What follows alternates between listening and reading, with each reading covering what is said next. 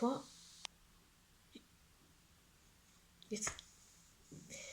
I do not want a full-time relationship. You think you know me? Everybody thinks they know me. The parties, the houses, the cars, the handsome men, that it's all a front, you know, that I'm actually this depressed, lost wee soul. But this, if anything, is a girl done good story. It's a modern fairy tale. Yeah, once upon a time story. Yeah. Okay, I'll read it. Just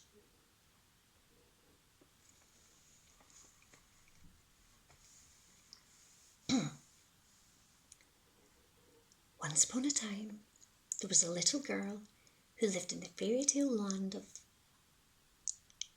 Glasgow. She grew up there, a safe, happy wee girl with her mummy, daddy, and big brother. There was no big tragedy, evil ogre, or wicked stepmother. All in all, she was a happy wee girl. When she grew up a little, she met a fine and handsome young man, her prince. Oh, he wasn't a real prince. In reality, he was James fae Glasgow with spots, no the best taste in clays, and a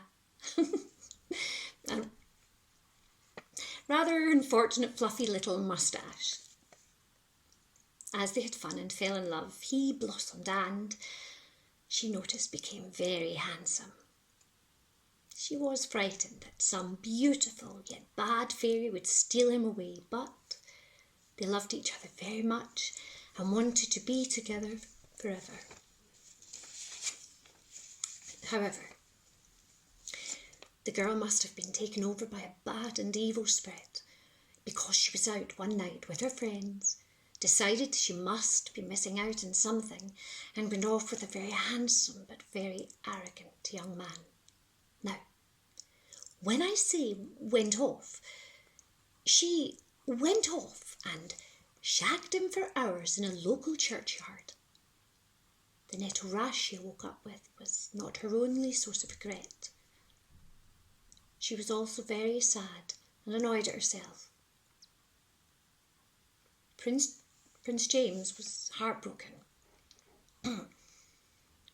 when she told him about the evil spirit and what she'd done. However, he begged her to see that she wasn't possessed by a goblin spirit and that she'd made a mistake. No, she wailed at him. Don't you see?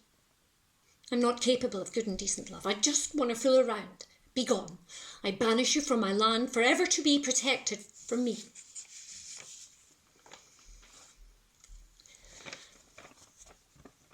The girl went on to live and play hard because the morning after the churchyard incident, as she lay there, bottom in the air, with her mother applying calamine lotion to her rash, telling a tale of being bursting for the toilet and not noticing nettles behind the wall where she had chosen to squat, well, that very morning, our girl made a vow never to love again. Her heart was broken. Wouldn't she always let herself and everybody else down? Besides, this was much better fun. After many years of partying, the girl met a man who you might say was a knight in shining armour. He was rich and wanted the girl to share it with him. She told the knight there and then that she didn't want to be with just one person or believe in soppy old love. They agreed to this, went to a lot of parties, visited far-off lands, and lived in a fairy princess castle. The girl knew she still had the evil spirit, but accepted this is just who she was now, and continued seeing all those handsome young men. When her knight died, the girl did miss him a little, but hey-ho! He left everything to her, and she had many riches.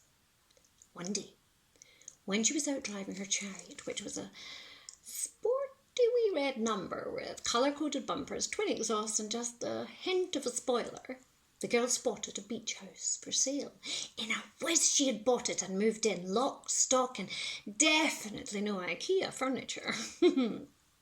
Without even realising it, she began to lead a very quiet and solitary life. A year passed and something strange happened. She had thought nothing of scribbling some words in the sand and was amazed later to see a reply. This went on for some time. Little notes in the sand, back and fro, one stranger to another. The girl thought it was intriguing, mildly amusing, but silly.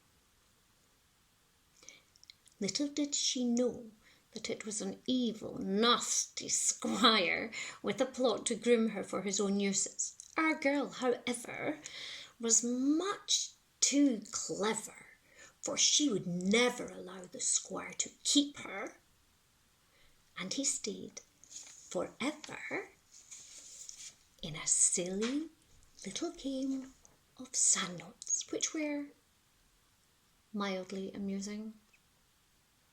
She lived happily ever, playing the field after. See? My story in a fairy tale jocular style. Funny.